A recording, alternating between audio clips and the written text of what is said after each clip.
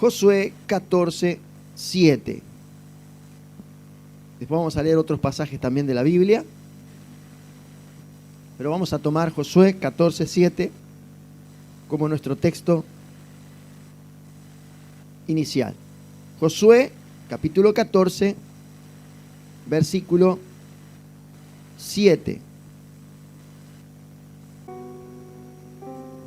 Josué 14:7. ¿Todos se encontraron? Muy bien.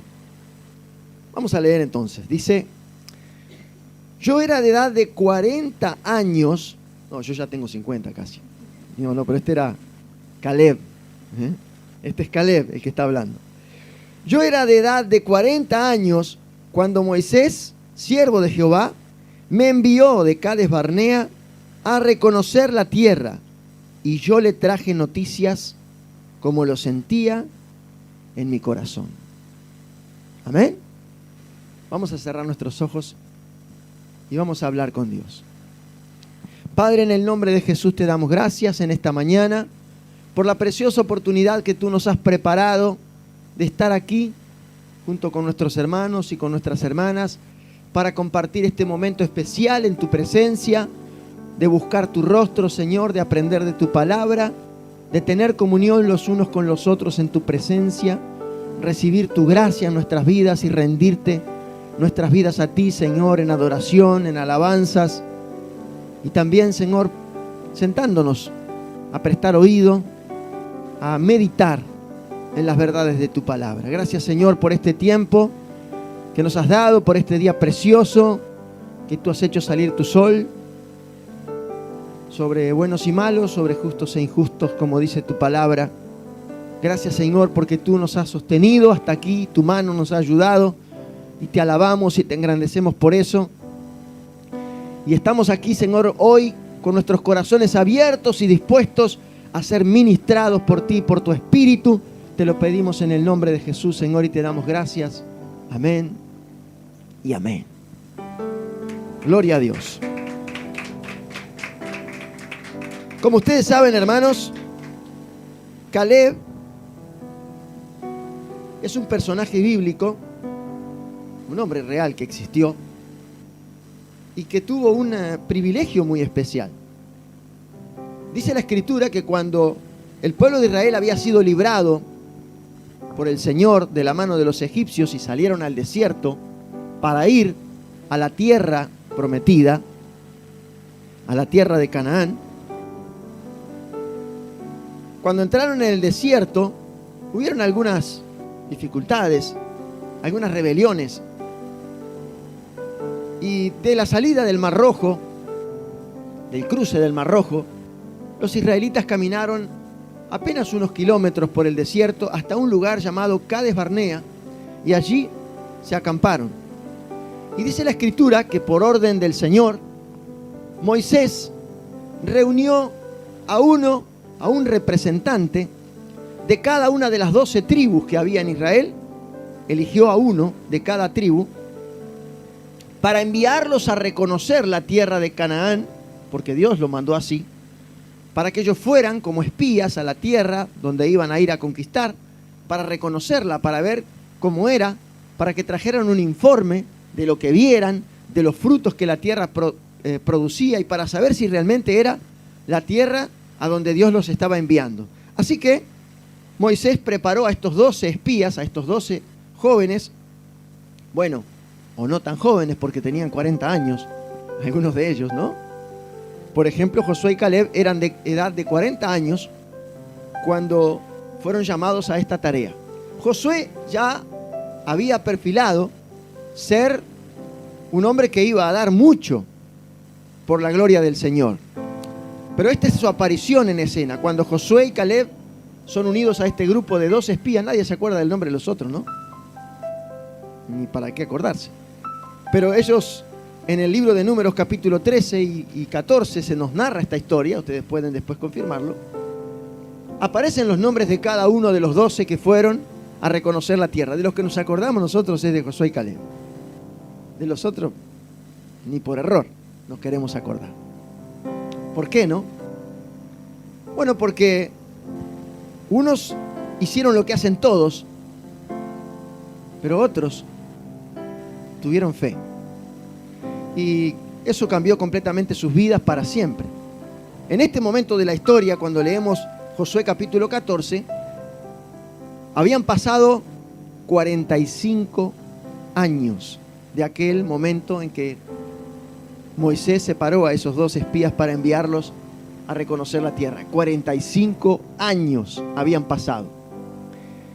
Y Caleb, que era uno de los integrantes de este grupo de 12 espías, junto con Josué, fueron a reconocer la tierra. Fueron a la tierra prometida. Dice que desde el lugar donde estaban acampados, llamado Cades Barnea, hasta llegar a Canaán, había que caminar 11 días para ir y 11 días para volver. Así que deben de haber demorado más o menos un mes los espías en ir y volver desde la tierra prometida con el informe que Moisés les había mandado por orden de Dios a recoger.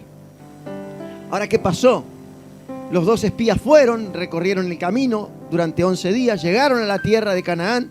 Dice que ellos vieron que la tierra realmente producía, como lo decía el Señor, leche y miel, es decir, una tierra de abundancia, una tierra muy fértil, donde todo era mucho más abundante de lo que ellos habían visto jamás, incluso cuando estaban en Egipto.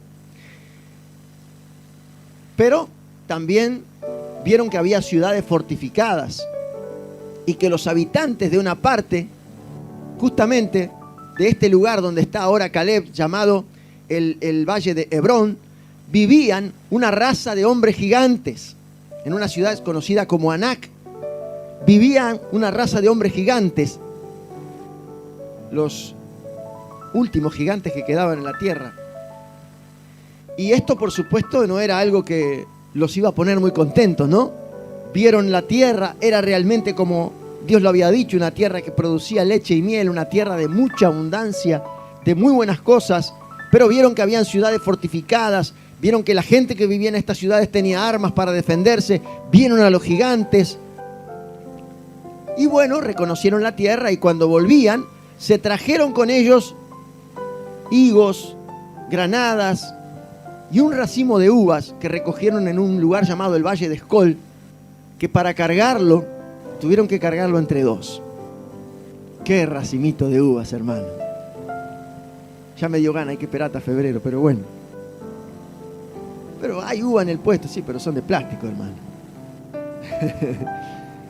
¿No? Pero estos muchachos se llevaron un racimito de uva que lo tenían que llevar entre 2, de tan pesado y de tan grande. Y con esto volvieron a Cades Barnea, donde estaban acampados. Pero dice la historia bíblica, lo leemos aquí en el versículo 8 de Josué capítulo 14. Caleb está diciendo: yo tenía 40 años cuando Moisés me llamó para ir a Cades Barnea a reconocer la tierra, y yo traje las noticias como las sentía en mi corazón. Esto es importante para nosotros.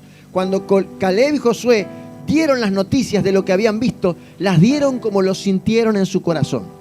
¿Correcto? Pero vamos a ver qué significa eso. Dice el versículo 8: y mis hermanos, los que habían subido conmigo, hicieron desfallecer el corazón del pueblo, pero yo cumplí siguiendo a Jehová mi Dios.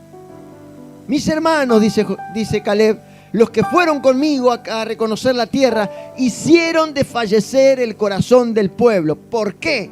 Porque dice la historia bíblica, allá en el libro de Números, capítulo 13, que 10 de los 12 espías dieron un informe asustador de lo que habían visto en la tierra prometida. ¿Qué dijeron los 10 espías? Dijeron que la tierra donde ellos fueron era una tierra que tragaba a sus moradores, y que ellos se habían visto a sí mismos frente a la gente que vivía en esa tierra como langostas a las que ellos podían pisar. Dijeron: sí, la comida es buena, las vacas engordan lindo, hay buen pasto para que ellas coman, pero ¿saben qué? Es una tierra que se traga a la gente que vive ahí. Estaban medio exagerando, ¿no? ¿No le parece? Había una mirada ¿cómo le podíamos decir? Una mirada egiptivesca.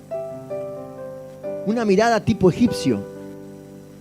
Porque vos te juntás con una persona de mucho tiempo y terminás más o menos pareciéndote. Agarrás las mismas costumbres, agarrás la misma forma de hablar. ¿Viste? Nos juntamos con brasileños y ya de a poco empezamos, ¿viste?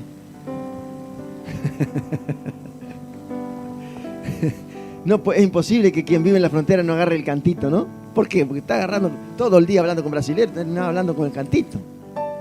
¿No es cierto? Y si nos vamos para España, es imposible que en alguna feta no empecemos a hablar también. O para el lado de Venezuela y empecemos, ¿no? con el acento típico de los centroamericanos. En fin, uno se va como que amoldando a las cosas. Y a veces, no está mal que uno agarre costumbres sanas o que se le pegue el hablar de alguien. El problema es cuando se nos pega la cultura de la persona, cuando se nos pega las malas costumbres, los vicios de carácter que la persona tiene. Por ejemplo, le pasó al pueblo de Israel, habían vivido toda su vida en Egipto, como esclavos. Y de los egipcios lo único que habían recibido había sido solo garrote y mala onda, como dicen ahora, ¿no?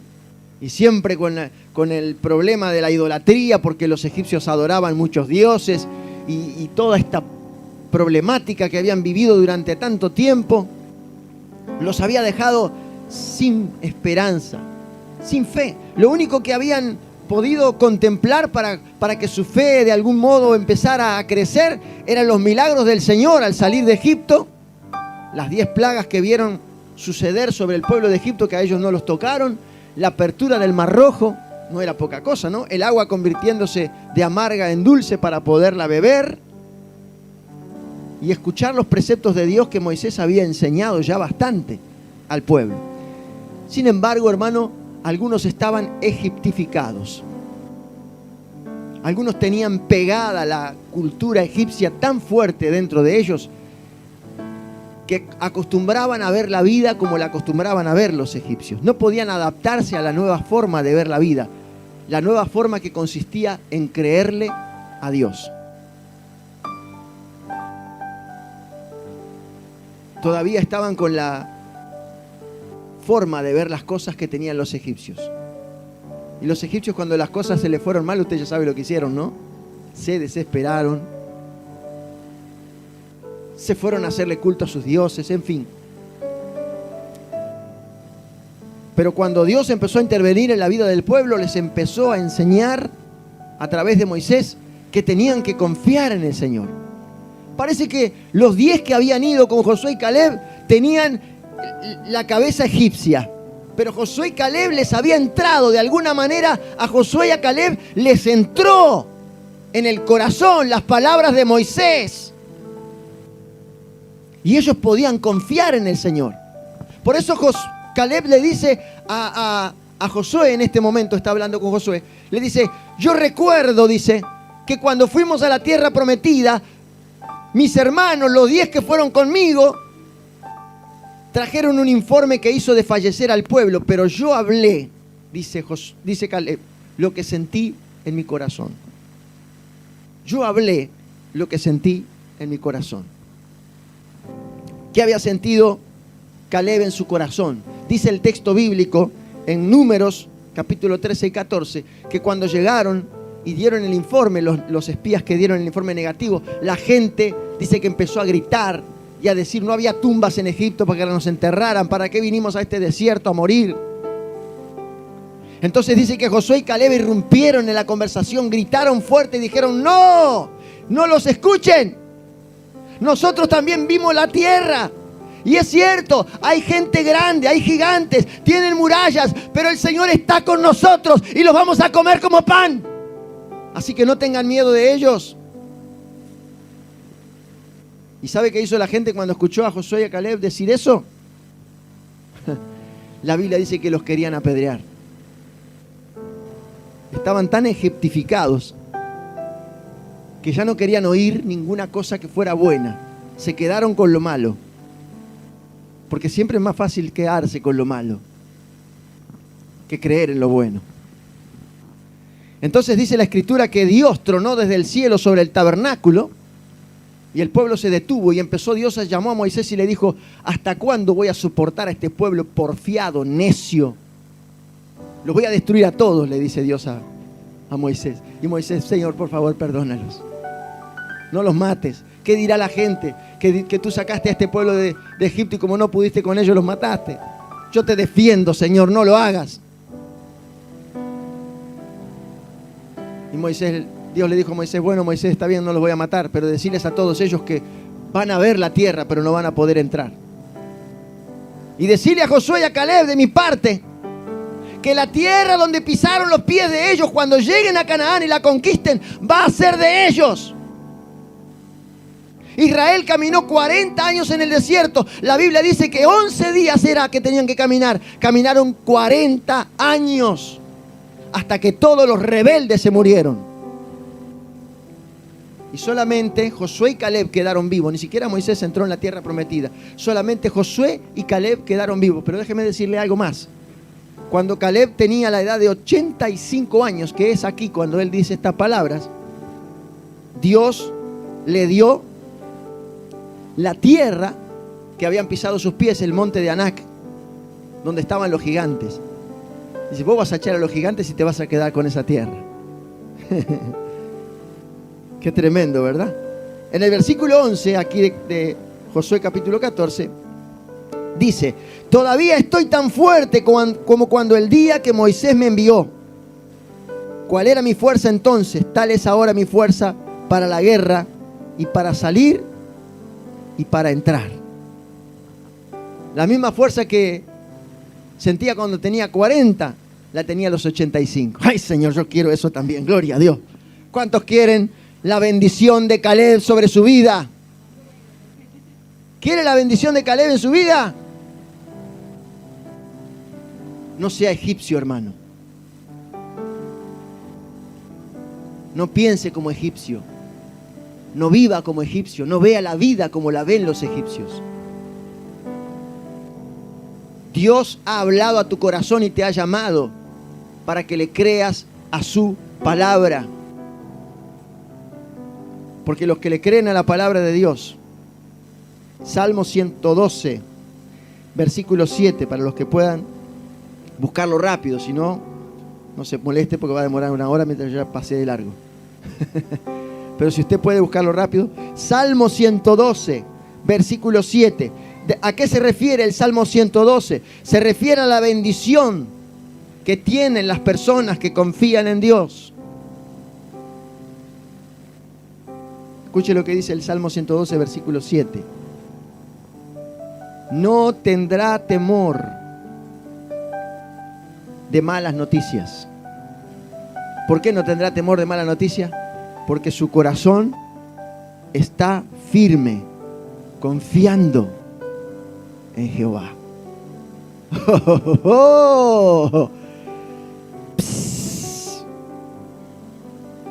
Hermano, sigue existiendo la misma realidad.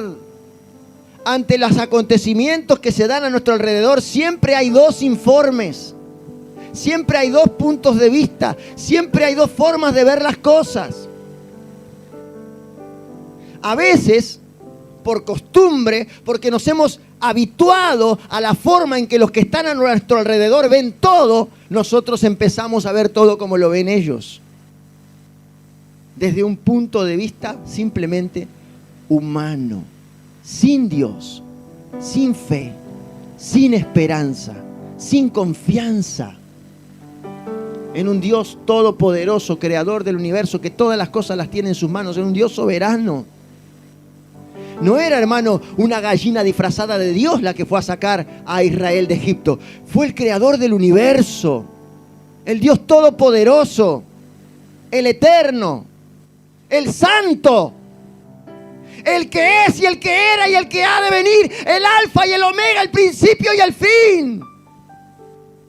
No una gallina disfrazada de Dios barato, ni un cordero, como adoraban los egipcios, que adoraban a un Dios cordero. ¿Sabía? Ellos adoraban a un Dios cordero. Adoraban a la luna, al sol, representados por Isis y Horus. Y adoraban, hermano, al cocodrilo y al chacal y al gato y al buey. Y al río Nilo también lo adoraban. Y uno puede, hermanos, hoy ver toda la arqueología, todo el trabajo de arqueólogos a nivel mundial que han hecho durante los últimos 130 años, 140 años, de toda la egiptología, todo lo que ha sido las dinastías de los reyes egipcios que existieron en el pasado y de las tumbas riquísimas en oro y todas las cosas extraordinarias que los egipcios hicieron, esas pirámides gigantescas, las efigies, las construcciones. Bueno, todo lo que se ha hablado sobre ese imperio. Pero ¿dónde está? ¿Dónde están ahora? Diga conmigo, no existen. Desaparecieron. Se fueron. Como las arenas son barridas por el viento, así fueron ellos barridos de la faz de la tierra. Y lo que queda de ellos son vestigios, son ruinas. Pero ellos se enorgullecían, ¿no? El faraón de Egipto dijo, ¿y quién es el tal Jehová ese para que yo le dé alguna concesión?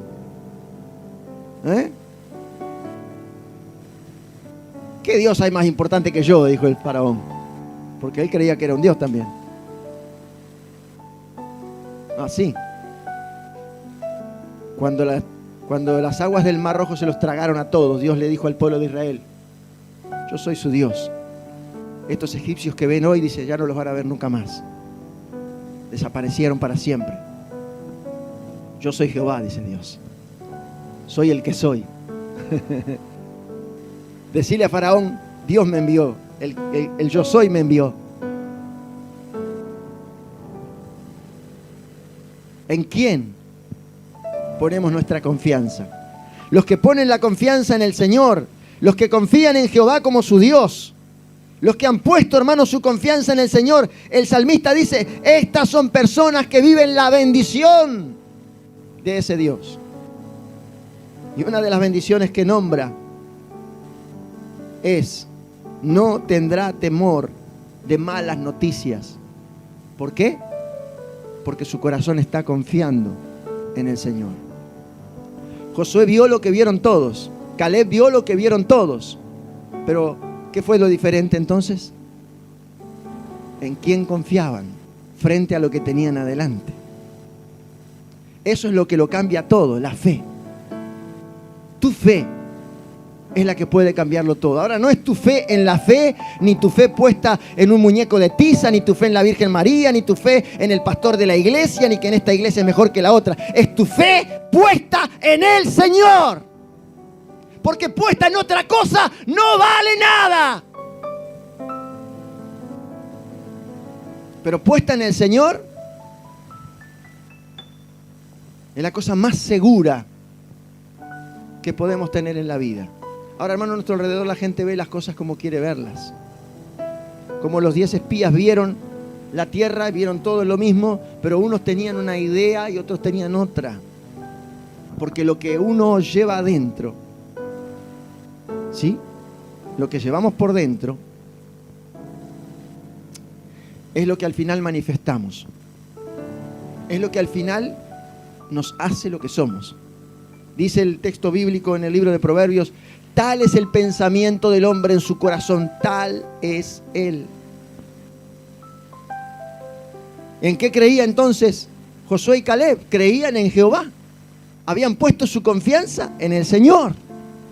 Por lo tanto, cuando estuvieron frente a una situación complicada, difícil, una tarea grande, complicadísima, no era cocoa ir a tomar una tierra donde los habitantes eran gigantes y donde las ciudades tenían murallas bien fortalecidas. No era fácil. Sin embargo, ellos dijeron, lo vamos a derrotar porque Dios está con nosotros. Porque es Dios el que nos prometió esa tierra. Y nosotros le creemos. Créanle al Señor. Y cuando ellos le dijeron al pueblo, créanle al Señor, el pueblo dijo, no, preferimos creer lo que queremos. Te vamos a matar por decirnos eso.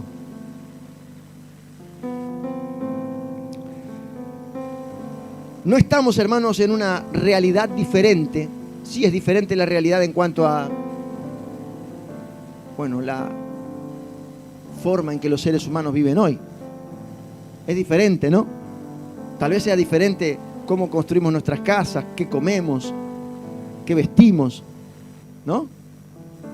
Los medios en los que nos movemos, las tecnologías que los seres humanos han desarrollado. Hay muchas cosas que son diferentes, claro, pero lo que no es diferente somos nosotros. Somos seres humanos igualmente humanos que aquellos. ¿O cree que ellos eran menos humanos que nosotros? ¿O cree que eran más humanos que nosotros? No, hermano, eran tal cual somos nosotros, de la misma carne y de los mismos huesos, de la misma sangre que todos tenemos. Ellos también necesitaban las mismas cosas que necesitamos nosotros. Y la gente también se moría como se muere ahora. Y la gente también enfrentaba las mismas dificultades que enfrenta ahora. Si bien la cultura reinante es diferente, la verdad que podemos aplicar es la misma. Porque nosotros seguimos siendo iguales. Los seres humanos han cambiado todo lo que tiene que ver con su alrededor, pero no han cambiado ellos por dentro. Siguen siendo iguales. Y cuando los seres humanos por dentro están vacíos, carentes de la verdad divina, cuando los seres humanos han olvidado y hecho a un lado a Dios, en todas las épocas han sido la misma cosa, malvados. Malvados. Siempre la tendencia de los seres humanos sin Dios es a la maldad. Y por más que lo queremos mirar con ojos buenos y decimos, no, pero tiene que haber esperanza. Sí. Claro que hay esperanza, pero no en la gente. En la gente no hay esperanza, hermano. En la gente no podemos tener esperanza porque la gente es mala. Los seres humanos somos malos por naturaleza. Desde Adán para acá, todos nosotros hemos pecado. No hay justo ni siquiera uno. Claro, si usted quiere creerle a los psicólogos truchos de nuestro tiempo y a los falsos cristianos que predican mensajes falsos hoy en día, usted va a decir, no, pastor, no puede decir esas cosas. Dios no puede ser tan malo. Algunos son hasta marcionistas, sin saber lo que eso significa. Enseñan que hay un Dios en el Antiguo Testamento y otro Dios en el Nuevo Testamento, como si fueran dioses distintos. Hay un solo Dios. Y no ha cambiado. Él es el mismo ayer y hoy y por los siglos de los siglos será. Los seres humanos son malos. Cuanto más lejos de Dios, peores. Porque hasta queriendo hacer cosas buenas, hacen todo al revés. ¿No es cierto? Proclamando sus libertades, se vuelven esclavos de cosas injustas. En nombre de la libertad, la gente hace cosas terribles, asesina en nombre de la libertad. En nombre de la libertad se drogan, se emborrachan. En nombre de la libertad son adúlteros, son lascívoros, son mentirosos, son engañadores, son criminales en nombre de la libertad que pregonan. Son esclavos de toda clase de maldades. No hay esperanza para el hombre fuera de Dios. Y cuando usted creyente, como dice ser creyente, en su vida personal abandona su fe, usted está abandonando lo único bueno que hay en usted. Lo único que puede hacerle realmente bien, usted lo está dejando de lado cuando deja de lado su fe. Y usted se está egiptivizando como los 10 espías que fueron con Josué y Caleb. Pero yo le oro al Señor, hermano, que siempre existan los Josué y los Caleb entre nosotros. Hombres y mujeres que le crean a Dios. Y que frente a lo que otros ven como una tragedia, ellos puedan decir, esta es nuestra oportunidad.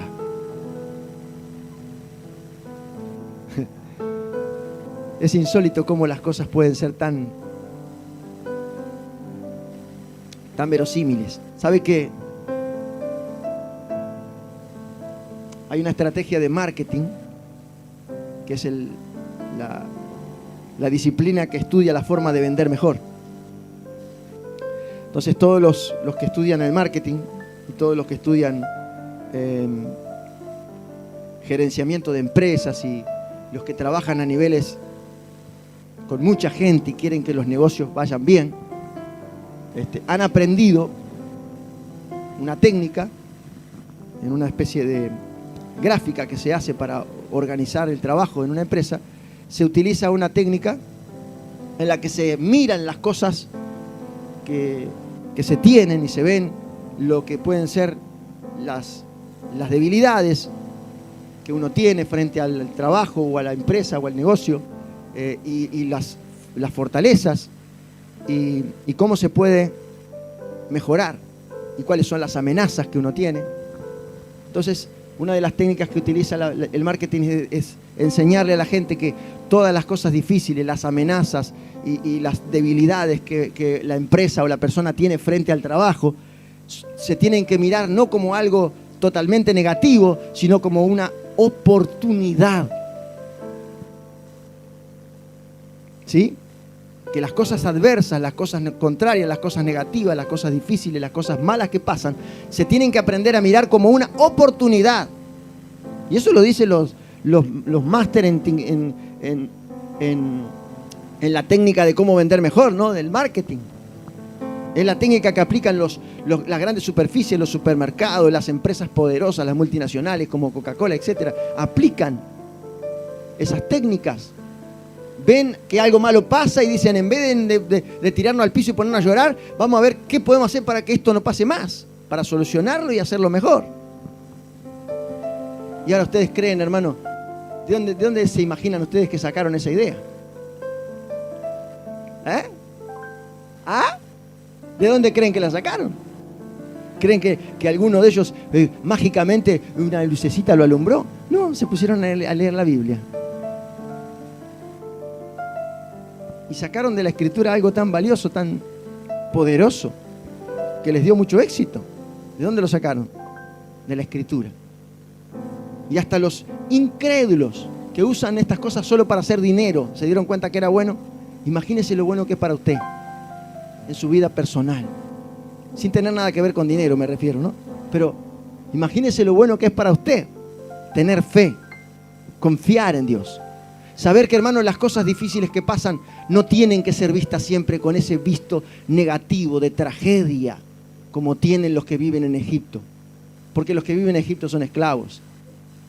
Los que viven en Egipto lo que tienen es lo que les dan los egipcios. Pero los que salieron para Canaán saben que lo que van a recibir es abundante, es maravilloso, es bueno, es para disfrutar, es para quedarse con eso para siempre. Y eso lo tenía Josué en el corazón y Caleb. ¿Qué tenía en el corazón? Confianza en Dios. ¿Qué tenía en el corazón? No tenía sentimientos hermosos. No es que él era un tipo de esos, ¿viste? Esos psicologistas que vienen ahora y dicen, hay que mirar todo positivo, tenés que atraerlo hacia vos, diciendo cosas buenas. No, hermano, eso es yoga, eso es cultura hinduista.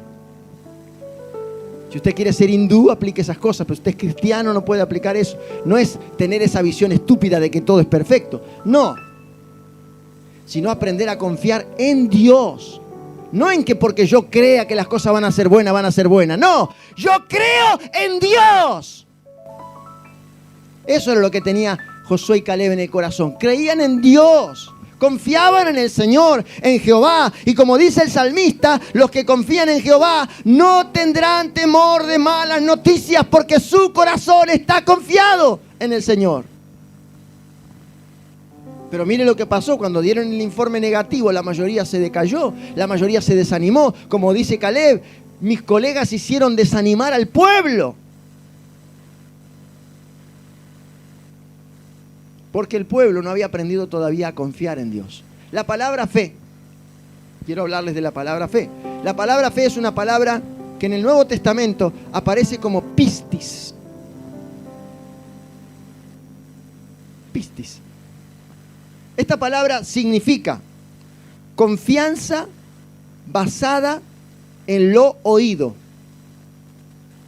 Escuchen bien, confianza basada en lo oído. Una certeza firme, una presunción firme de que lo dicho va a suceder. ¿No le parece algo conocido?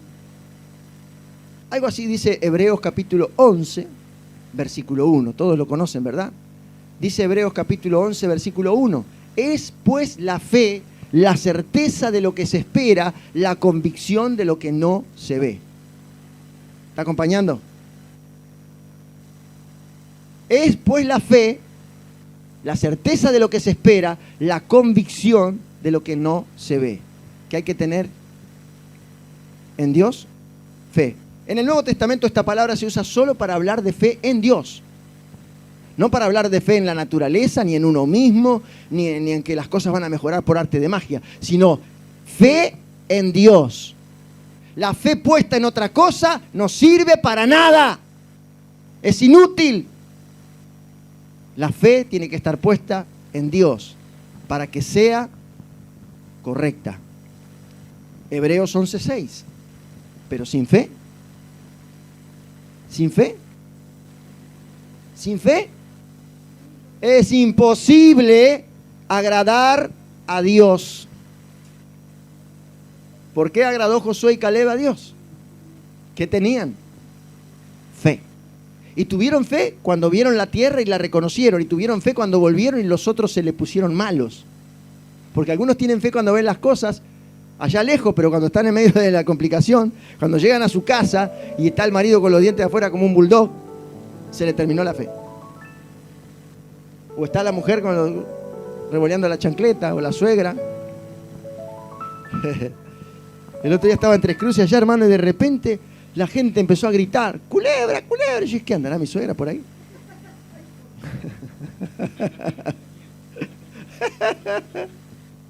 Es un chiste. Andaba mi suegra así. Pero nadie gritó nada.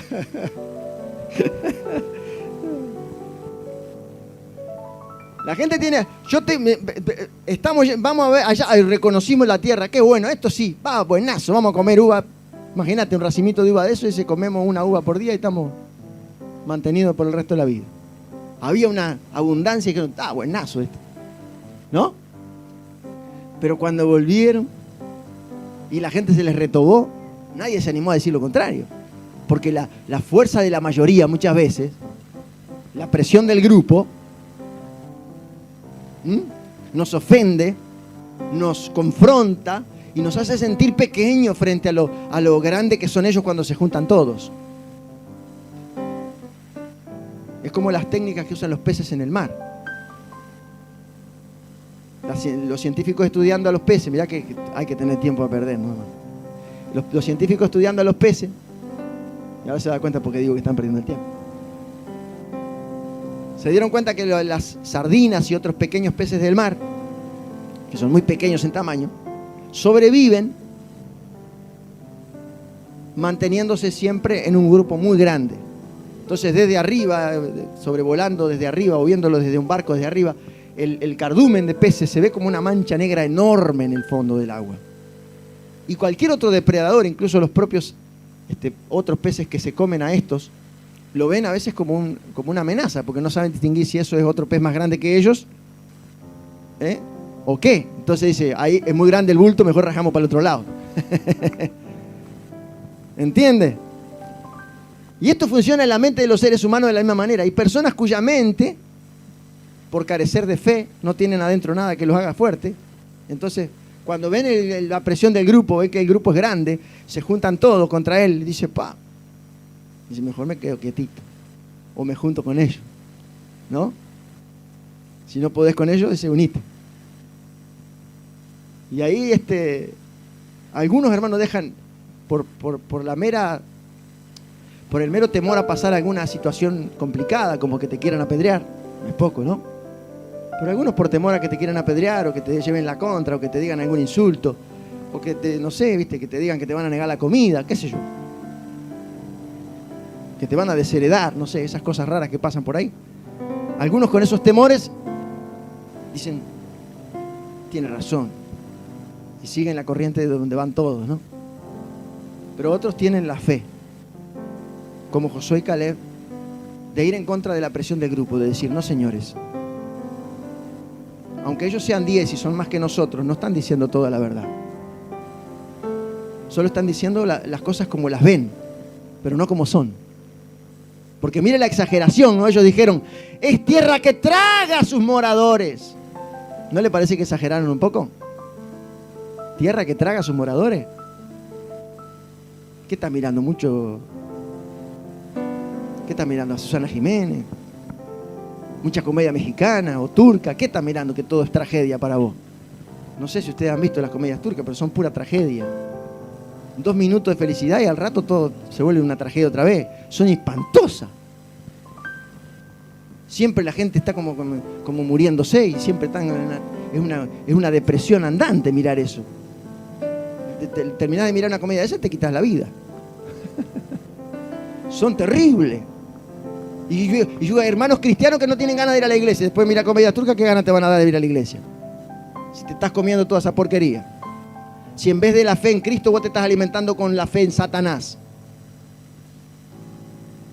Y ahí están los 10 espías que lo que habían comido toda su vida era la mala comida de los egipcios.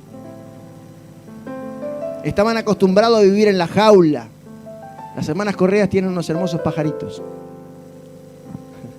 ¿Ustedes conocen los pajaritos que tienen las hermanas Correas? Vayan a verlos. Tienen cardenales, tienen como el rey del monte. Y ahí tenían más, ahora tienen algún canarito. Pero uno vaya, esos cardenales, hermanos, son cantores. Y hay un rey del monte viejo que estuve allá sentado, cantaba y cantaba. Estaba yo sentado al lado, el pájaro cantaba como si yo no estuviera. Un lujo. Ahora, hermano, agarre un pajarito de eso que hace, no sé, ¿cuánto hace? 2 años, 3 años, 5 años, 10 años. 5 años, está encerrado en una jaula. Sáquelo ahora, ábrele la puerta de la jaula después de 5 años. ¿Qué va a hacer? ¿Qué hace el pájaro? Si sale de la jaula, no sabe ni qué hacer. Se para en una rama y dice, ¡ay, qué hago ahora! ¿Qué hago? ¡Ay, anda un gato! ¡Ay, qué anda un gato! ¿No? ¿Y qué como ahora? ¿Qué como? ¿Qué voy a comer? No tengo el piste. ¿Dónde voy a tomar agua? No tengo el jarrito. No ve que hay un arroyo enorme, no ve que está lleno de pasto por todos lados para comer. No entiende nada. Algunas personas, hermanos, son así. Toda la vida han estado en Egipto. Toda la vida con la cabeza de los que van para abajo, ¿no? Y cuando Dios los llama a vivir en fe, no pueden, no consiguen romper las cadenas que ataron su mente y su corazón. Pero hay otros que son como Josué y Caleb. Salieron de la jaula y dicen, no me agarran más. Yo sé dónde está la verdadera comida y no es en la jaula que está la comida. La comida está allá afuera. Porque viste que los pájaros en jaula empiezan a perder el color de la pluma. Se ponen como medio... no están perfectos como deberían ser en la naturaleza. A uno le encanta, a mí me encantan los pajaritos, yo sé que no está nada de malo con eso, pero no está en el lugar que tenía que estar, está en la jaula. Y puede que coma todos los días, puede hasta que cante, pero no está viviendo realmente donde tiene que estar. Y así también nosotros, mientras estamos lejos de Dios, mientras nuestra confianza no está puesta en Él, podemos ver la vida de un modo completamente equivocado. Y algunos lo ven tan mal, que sienten que todavía están en la jaula. No se animan a dar un paso porque dicen, no está el alpiste. Sin alpiste no se puede vivir. ¿Y quién le dijo a los pobres pájaros que alpiste es lo único que se puede comer? El que los tiene enjaulados. El que se beneficia de tenerlos enjaulados. Porque cantan para mí. ¿Cuál es el beneficio de tener pájaros en jaula? Escucharlos cantar.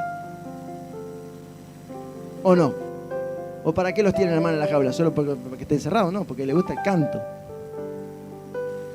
Porque los ama los pajaritos.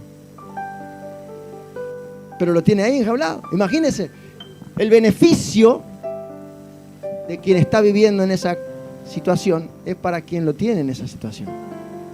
El que te tiene esclavo te quiere tener esclavo porque algo saca tuyo.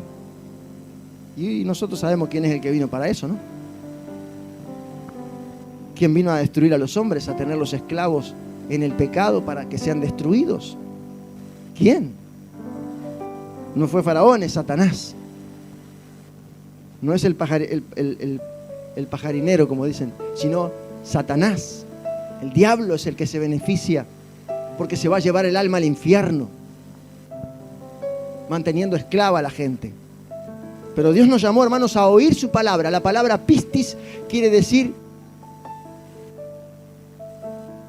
que el mensaje oído se ha hecho fuerte en nuestro corazón. Cuando empezamos a tener fe es porque oímos. Pablo dice en su carta a los Corintios, la fe no viene sino por el oír, y el oír por la palabra de Dios. No es oír cualquier cosa, es oír palabra de Dios. Porque hoy en día podemos oír de todo. Vamos a oír, hermano, de todo. Y lo que trae la fe al corazón del creyente es oír la palabra de Dios. Pistis, oír. El mensaje oído se hace firme en nuestro corazón, nos persuade, nos da certeza, nos da seguridad. No porque es un mensaje en sí mismo, sino por causa de quién viene. No viene mío, no viene del pastor, ni viene de Moisés, ni de Josué, viene de Dios. Esa es nuestra garantía de que nuestra confianza puesta en Él no será avergonzada jamás. La iglesia necesita tener fe. Porque sin fe, imposible agradar a Dios. ¿Qué pasó con la iglesia cuando la iglesia, bueno, hablamos de Josué, dice, está bien, en el tiempo de Moisés, Antiguo Testamento. Vamos al Nuevo Testamento. Hechos de los Apóstoles, capítulo 4. Hechos de los Apóstoles, capítulo 4, del versículo 29. Aquí se nos narra un acontecimiento en el principio de la iglesia primitiva. Cuando los apóstoles empezaron a predicar en Jerusalén después del día de Pentecostés, Pablo todavía no se había convertido.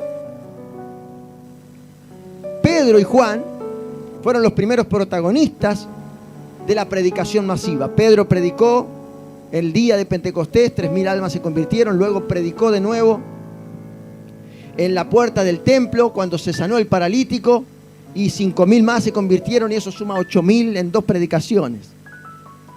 Y eso alertó a las autoridades del Sanedrín en Jerusalén, los mismos que habían pagado para que a Jesús, cuando lo quitaron de la cruz, dijeran que alguien había robado su cuerpo. Los mismos. Mandaron llamar a Pedro y a Juan y le dijeron, ustedes dejen de hablar de ese Jesús. Si no lo hacen, los vamos a azotar.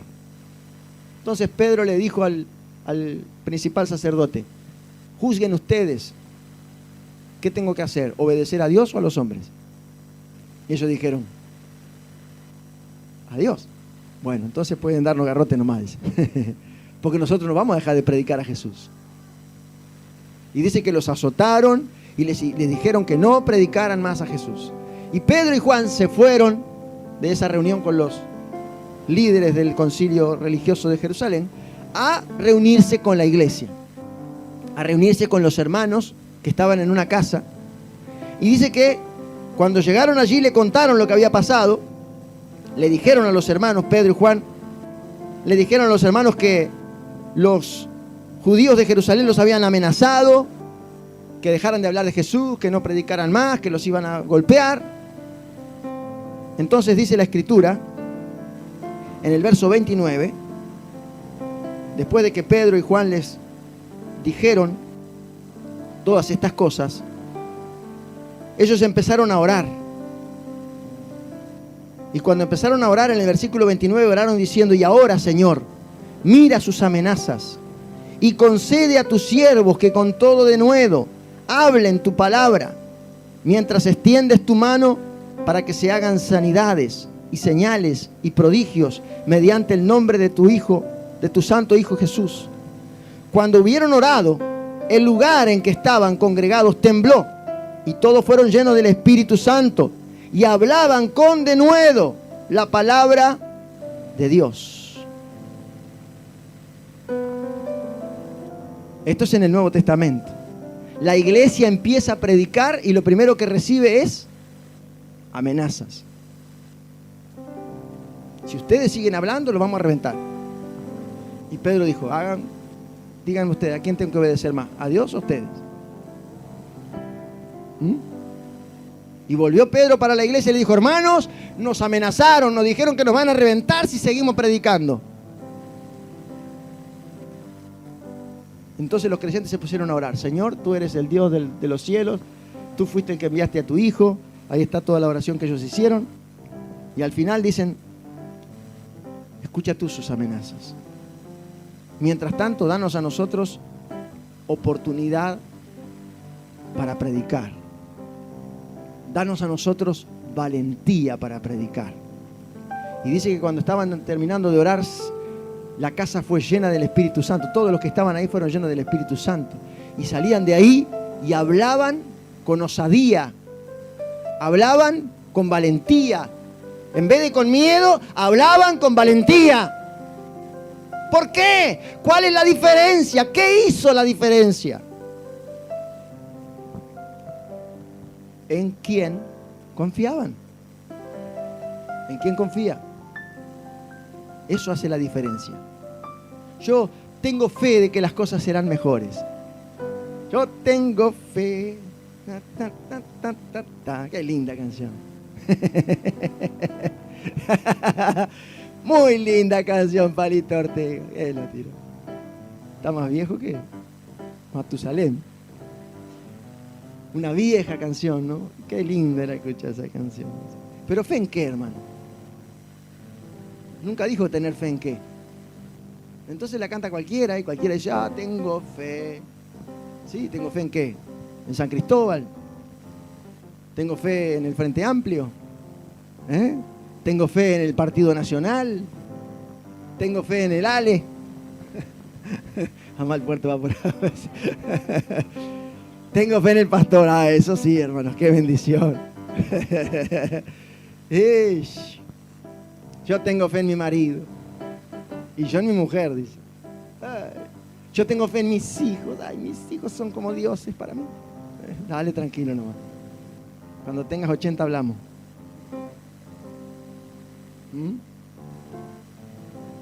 Yo tengo fe en la papelera, dice. Ahora con la papelera. UPM. UPM es el Dios de Paso de los Toros ahora. Todos adorando a UPM. Sí. Antes no querían venir ni a predicar ni a palo. Ahora tenemos epidemia de iglesias nuevas en Paso de los Toros. No querían venir a predicar porque era muy caro venir a Paso de los Toros, mucho gasto. Ahora como hay UPM, está buenazo, ¿no? Vamos a venir porque está UPM. Sí, señora, gracias. Me está leyendo la Biblia. Hasta mira con aire de triunfo a todos sus enemigos. Gracias, señora. Me está leyendo la Biblia. ¿Sabe? Algunos han puesto su confianza, si yo tengo fe. ¿Pero fe en qué? ¿En qué tenés fe vos? En que si yo estudio, si yo estudio, sí, claro, tenés que estudiar. Pero vos tenés que tener fe en Dios. Porque la fe puesta en otra cosa que no sea Dios, hermano, no va a tener ningún buen efecto en tu vida.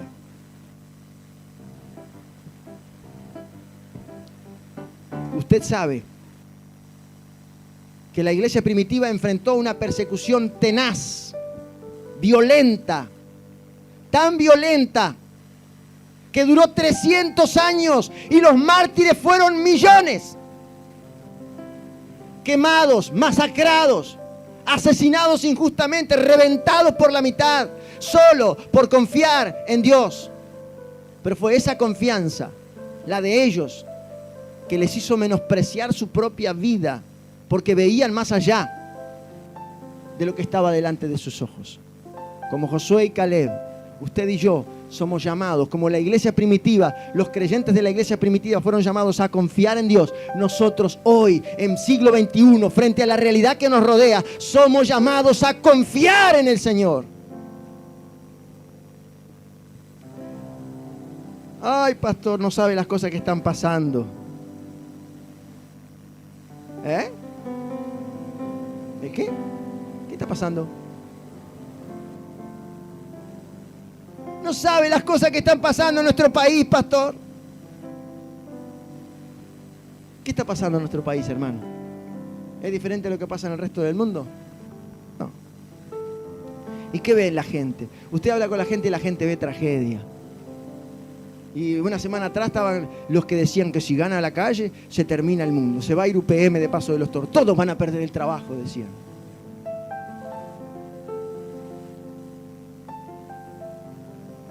Cómo hay gente torpe, de oído torpe.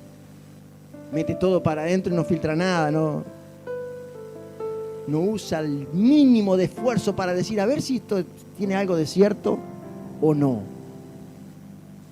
Y están los del otro lado, que hacían al revés. Uy, que este gobierno ya nos robó todo. Que este gobierno nunca hizo nada en 15 años. Bueno, tampoco vamos a ser tan malos.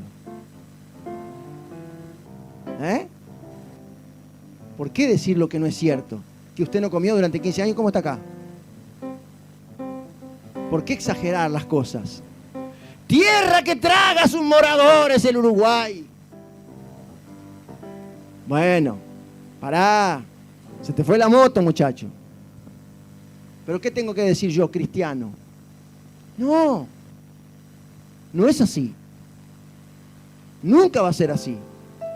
Yo confío en Dios. Yo digo lo que siento en mi corazón. Y lo que siento en mi corazón no lo siento porque soy mágico. Lo siento porque el que vive en mí, el Señor, el Espíritu Santo que la ha hecho morar en mí, produce en mi corazón la confianza, la seguridad que el Eterno, el Creador del universo, el Todopoderoso, el que tiene todas las cosas en sus manos, me ha dicho y cumplirá con su palabra que las cosas serán mejores.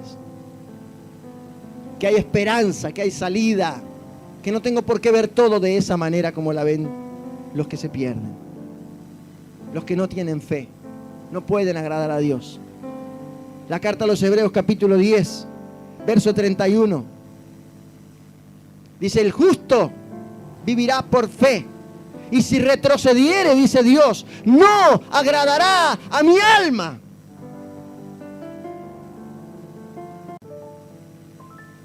No difícil, imposible agradar a Dios. ¿Y qué pasa con los que agradan a Dios?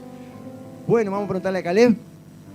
85 años. Y dice, yo me siento tan bien como cuando tenía 40. Tengo la misma fuerza para pelear la guerra y para entrar y salir todas las veces que sea necesario.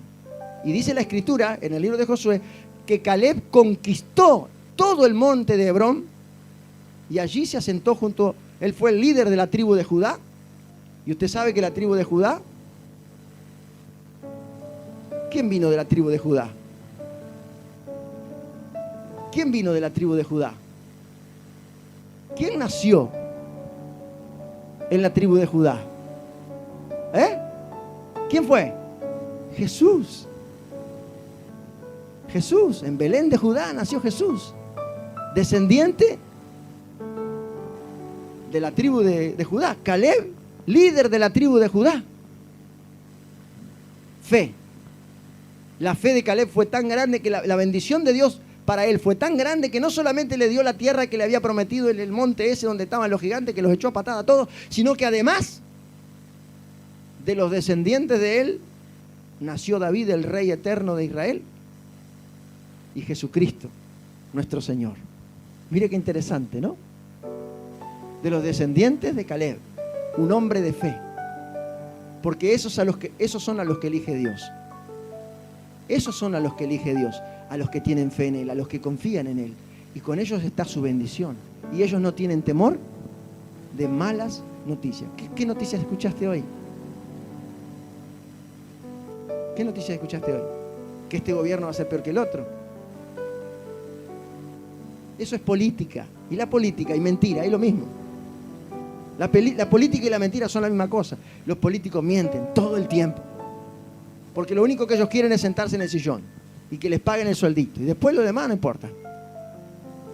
Y hay una generación de gente en nuestra nación, igual que en toda América Latina, hay una generación de gente joven que, ignorando su pasado, desconociendo la historia y desconociendo la realidad, se han sumado a la caravana del terror, sin esperanza, sin Dios, sin fe en nada.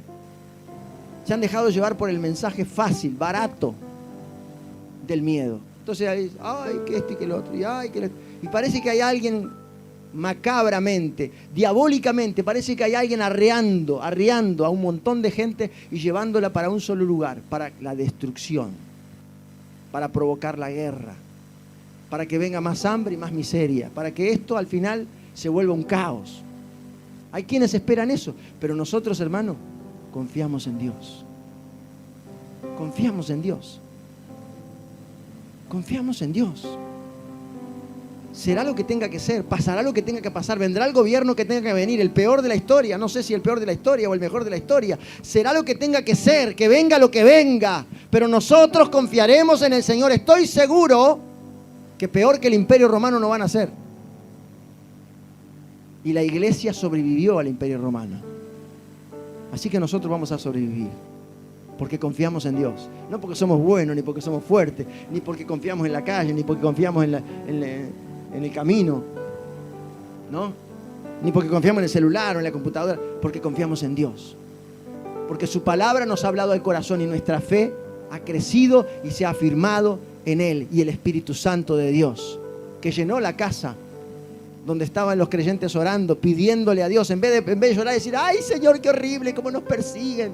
Estaban orando y diciendo, Señor, mientras ellos nos amenazan, mientras ellos nos persiguen, abrinos camino, danos oportunidad para predicar, danos valentía, motiva nuestro corazón para seguir hablando. Y vino el Espíritu Santo y lo llenó y siguieron haciéndolo, siguieron predicando, a pesar de todo. Algunos cristianos de hoy, hermano, frente a las malas noticias que el mundo tiene, han desfallecido, han perdido su esperanza, se han dejado egiptivizar. Se han dejado egiptivizar. Los egipcios le llenaron la cabeza.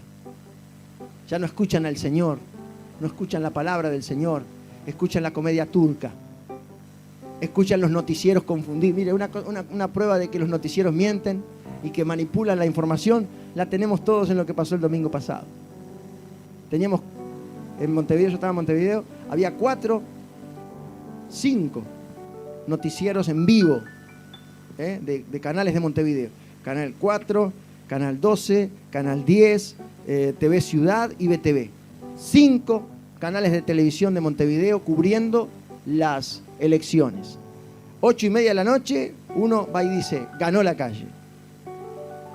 El otro dice, y más o menos puede ser, sí, capaz que ganó la calle. Y el otro dice, no, no ganó nadie. ¿Y ahí? Opa, este está...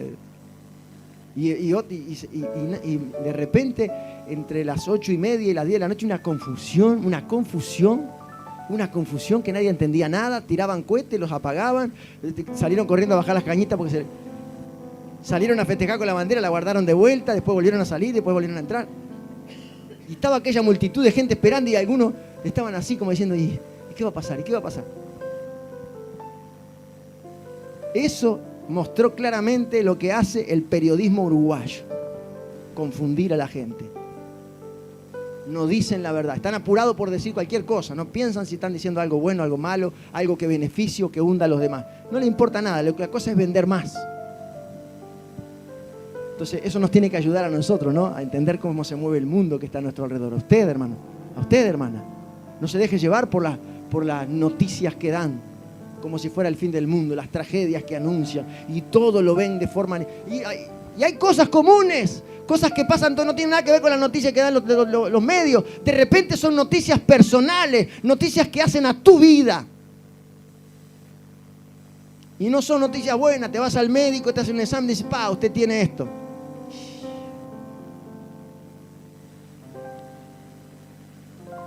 ¿Qué tan en Egipto estás? ¿Todavía estás pensando en el alpiste? ¿Todavía estás esperando que te pongan el agüita en el tarrito? ¿No sabes que hay un río para tomar ahí? ¿No sabes que el mundo está lleno de abundancia para vos? Entonces va al médico, le dan un informe y dice, ay, mala noticia. Dice, mala noticia, doña. Dice, usted tiene, dice, hay que operarla. Tiene el talón rajado. Le descubrimos que tiene un bichito en la sangre. Dice. No sabemos qué hacer. Y algunos cristianos, hermanos, son como los egipcios. Como aquellos que salieron de Egipto, ¿no? Los judíos que salieron de Egipto. Empiezan como los personajes del Chapulín Colorado. ¿Y ahora quién podrá ayudarme? Y esperan que algo mágico suceda. Hermano, ¿usted en quién está confiando?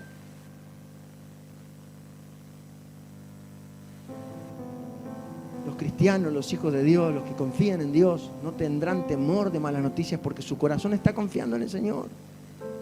Sí, vendrán malas noticias, bueno, pero nosotros tenemos otra mirada para las cosas. No es que esta es tierra que se traga a sus moradores. Dios está conmigo. Sí, tengo el problema, lo tengo, bueno, pero Dios está conmigo. Dios no me abandona porque me enfermé. Él sigue siendo mi Dios. Dios no me abandona porque el país tenga una crisis. Dios sigue siendo mi Dios. Dios no me abandona porque en la pareja hay una crisis. Mi esposo está complicado, pastor, mi esposa está complicada, mis hijos están con problemas. Dios no te abandona por tus problemas. Él está contigo porque Él lo prometió. Ahí está Caleb diciéndolo. Dios está conmigo. Yo confié en Él y Él estuvo conmigo. Y está cumpliendo lo que prometió. Algunas personas reclaman que Dios le cumpla las promesas, pero usted no hace su parte. Y la única parte que usted tiene es la que menos trabajo da, es solo confiar. Dios no te pide que vos sacrifiques nada, Dios no te pide que pongas plata, Dios no te pide que vos le beses los pies a nadie, ni que te hagas amigo de nadie, ni que andes, hermano, como lambiendo botas de nadie. Dios te dice que confíes en Él, nada más. Tu parte es la más chiquita, solo confiar. Solo confiar. Confía en Él. Dice la Escritura, confía en Él y Él hará. Confía en Él y Él hará. No tenga temor, hermano, de las noticias malas. No tenga temor de lo mal que le va a la gente que no conoce a Dios. No tenga temor de, ahí viene, ahí viene, ahí viene. Ahí viene la tormenta, ahí vienen los problemas, ahí viene, ahí viene. No tenga miedo. La inseguridad, hermano, yo trabajo en este tema y usted sabe, la inseguridad es una cosa que la gente la tiene aterrorizada, que la violencia, que los malandros, que los delincuentes. Y nosotros le hacemos un cuco bárbaro a la cosa. Y para mí bárbaro, yo vendo cámara como loco. Pero ¿sabe qué? No es tan así. No es tan así. Sí es un problema, hay que resolverlo, la gente tiene que entenderlo. Pero no es el fin del mundo. Algunos son tan exagerados. Yo conozco una señora de acá de Paso de los Toros que es muy conocida y ella habla todo así como que todo es tragedia. Entonces, fíjate, Leo, qué horrible esto, qué horrible el otro, qué horrible aquello, y todo es horrible. Pero la señora tiene una señora casa, un vehículo machazo, tiene una buena jubilación, come todos los días carne de primera, pero todo es horrible, todo es horrible. Y yo digo, pues esta mujer no se da cuenta. Pablo la conoce, ¿no? Todo es horrible, todo es horrible. El marido es horrible y el pobre viejo es un santo. 60 años que la está aguantando. Digo, ¿qué no es tan horrible, doña? Mire que aguantarla a usted. No sé cómo hace. Pero para ella todo es horrible. Pero qué lenguaje tan feo. ¿Y cómo una persona puede vivir así toda su vida, hermano? Como en una jaula, temeroso de que le saquen el alpiste. ¿Por qué tener miedo? Si te sacan el alpiste, te quiero poner en conocimiento de que hay un mundo entero para que te alimentes. Que se pueden plantar muchas semillas y cosecharlas y comerlas y la vida está llena de abundancia. Que no es como algunos dicen que hay escasez. ¿Sabe qué, hermano? Hay escasez porque nadie quiere hacer nada, pero cuando se quieren las cosas se consiguen. Hay un mundo de abundancia y es para nosotros. Dios nos lo dio para que lo disfrutemos. Pero lo que pasa es que estamos escuchando a los que dicen, ¡ay, qué horrible, ay, qué horrible, ay, qué horrible! Y empezamos como a agarrarnos ese y dice, ¡ay, que tiene razón, qué horrible! Y qué horrible, qué calor, y qué horrible, qué frío, y qué horrible, qué día horrible. Me acuerdo una vez un hermano recién convertido, ¿no? Fuimos a un culto maravilloso, hermano. Aquello fue una explosión de bendición, un gozo de Dios. Cantamos, alabamos. Una bendición el culto, ¿no? Una bendición. Todo el mundo salió bien bendecido, contento. Entonces terminé y yo le digo, y hermano, ¿qué te pareció el culto? Y dice, un infierno, dice. Yo dije, ¿qué? ¿Cómo que el culto estuvo infernal? No puede ser. No coincide con nada. ¿Cómo va a ser infernal el culto? No puede ser infernal. No. Entonces, ¿ve? ¿Pero qué? Pasa que el hombre era nuevo, la costumbre de toda la vida hablar así, ¿no? No, tenemos que cambiar la cabeza. Dejemos de ver al Uruguay como uruguayos y veamos al Uruguay como ciudadanos del cielo. como la oportunidad que Dios nos dio en esta tierra para salvar a otras almas que vayan con nosotros a la gloria. Deje de ver al Uruguay como un país, véalo como la nación que nos ha recibido de paso, porque nosotros vamos a ir a la gloria, vamos a irnos con Dios para siempre. No tenga temor de las malas noticias. Si usted tiembla por las malas noticias, si usted anda con mucho miedo, hermano, déjeme decirle algo, a usted le falta fe en Dios. Deje de alimentarse de comedias turcas y de lo que dicen los noticieros y agarre su Biblia y léala, porque la palabra de Dios va a traer fe a su corazón y usted va a poder decir como Josué: tengo 85 y me siento de 40. ¡Ja! Yo quiero eso. ¿Cuántos quieren eso? Vamos a ponernos de pie. Gloria a Dios.